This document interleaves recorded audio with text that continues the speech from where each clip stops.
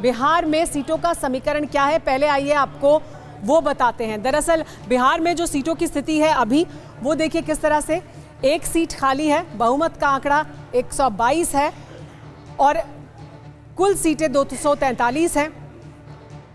फिलहाल देखिए किस तरह से 79 सीटें आरजेडी के पास हैं, 45 जेडीयू के पास हैं, 19 कांग्रेस पार्टी के पास हैं, 16 लेफ्ट के पास हैं और एक निर्दलीय के पास है।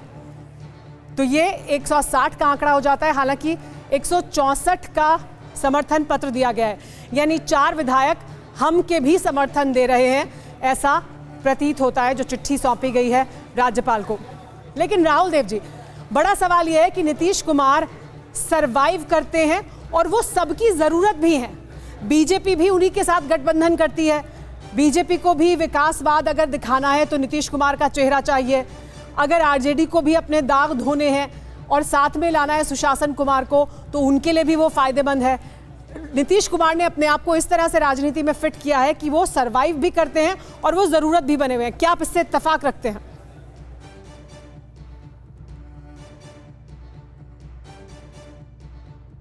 राहुल जी, आपका ऑडियो म्यूट पर है, आप अनम्यूट कर जवाब दें।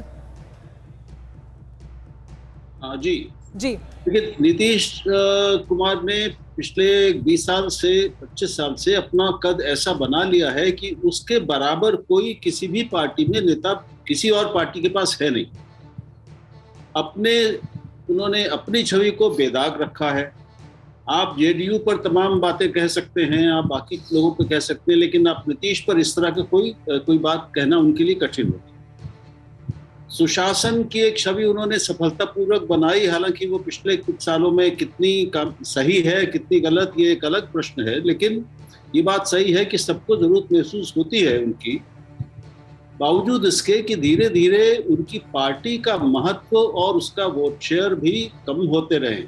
आप पिछले चुनाव को ही देख ले, जो अभी आपने आंकड़े बताए हैं, तो पिछले कई चुनावों से बीजेपी लगातार सबसे बड़ी पार्टी के आसपास बनी हुई। तो ये एक दिखता है अंतर। अब ये विश्लेषण समय करना कि 2020 के चुनाव में वो नरेंद्र मोदी का चेहरा कितना था, उनका प्रभाव कितना था और नीतीश कुमार का अपना प्रभाव कितना था, ये एक अलग अलग क्षेत्रों में इसका विश्लेषण करेंगे तो शायद चीजें निकलेंगी। लेकिन जरूरत इसलिए है कि कोई भी पार्टी अपने आप में इस समय वहां पे सरकार बनाने की स्थिति में नहीं है, नीतीश भी नहीं है, लेकिन उनका चेहरा, उनकी छवि और उनके बारे में लोगों की जो एक धारणा बन गई है, उन्होंने जिस तरह से कई वर्गों को अपने साथ शामिल किया है पिछले और राहुल जी जिसका आप जिक्र कर रहे हैं कि कैसे बीजेपी का कद लगातार बढ़ता रहा है। नीतीश कुमार भले ही उनसे अलग हुए हो, नीतीश कुमार भले ही सत्ता में बने रहे हो, आरजेडी के साथ गए हो, फिर वापस बीजेपी के साथ आए हो, वोट प्रतिशत भी बढ़ा है बीजेपी का और उनका कद भी बढ़ा है बिहार की राजनीति में, लेकिन सत्ता में बने रहे हैं नीतीश कुमार। ये जो विरोधाभास है कि किस तरह से वोट परसेंटेज उनका बढ़ रहा है, नीतीश कुमार का कम हो रहा है, लेकिन सत्ता में नीतीश कुमार बने हुए हैं, ये भी हम आंकड़े दिखाएंगे, ये भी हम जानकारी रखेंगे सामने अपने दर्शकों को कि दरअसल तस्वीर जमीन पर किस तरह की है, लोग किसको ज्यादा वोट कर रहे हैं और उसके बावजूद बीजेपी का कद बढ़ने के बावजूद वो नहीं रोक पा रहे हैं नीतीश कुमार को, वो सत्ता में बने हुए हैं। ये कब तक चलता रहेगा? ये क्या ऐसे ही अभी आगे और चलेगा या यही आखिरी उनका खेल है? सूत्रों के हवाले से लेकिन इस वक्त जो बड़ी खबर आ रही है पहले वो बता देते हैं। जेडीयू के 9 विधायकों को खरीदने की कोशिश हुई, ये बताया जा रहा है सूत्रों के हवाले से। जेडीयू के पास खरीद फरोख्त की कोशिश के संबंधित रिकॉर्डिंग भी मौजूद है, यानी सबूतों के साथ क्या आप जानकारी सामने रखेंगे और आरोप लगाएंगे। जेडीयू सूत्रों का यह दावा है कि आरसीपी सिंह खरीद फरोख्त करने की कोशिश में लगे हुए थे।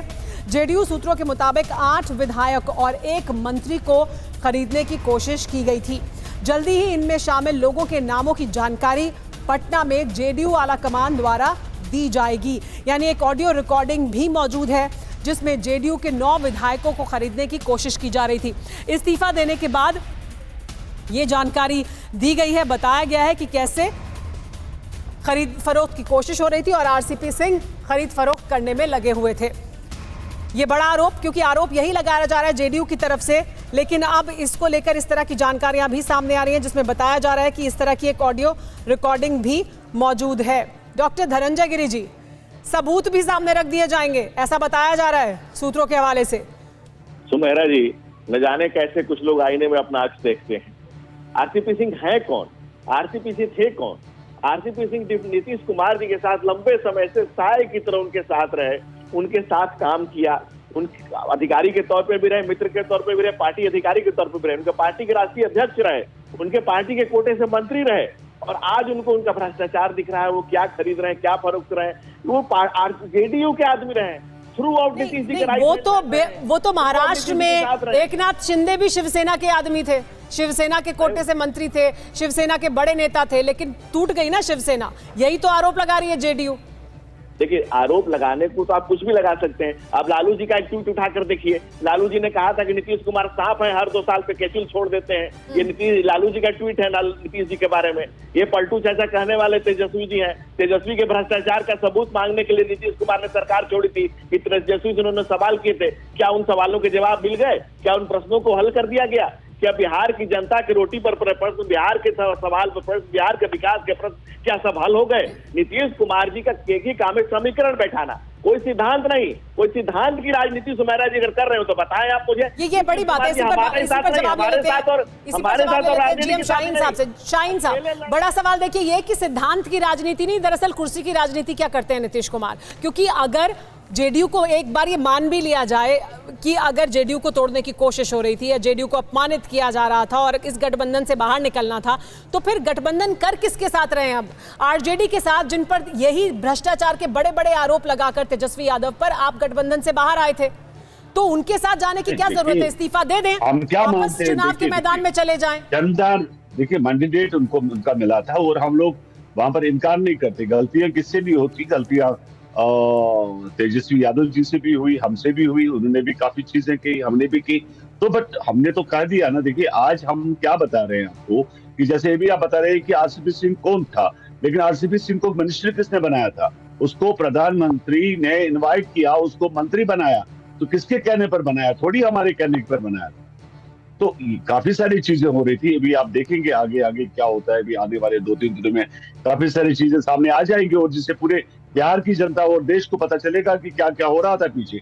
आप हमें देखिए, हम क्यों एक साथी से पार्टी छोड़कर दूसरे में समर्थन के लिए जाए? जब तक कि कोई तकलीफ ना हो तो हम लोग। लेकिन तकलीफ होने पर भी सिद्धांतों की राजनीति नहीं कर रहे ना, सिद्धांतों की राजनीति तो नहीं कर रहे ना। कर रहे हैं, कौन नहीं कहता सिद्धांतों की राजनीति नहीं कर रहे? जिस सिद्धांत पर छोड़ा था साथ, उस सिद्धांत पर साथ में नहीं गए ना।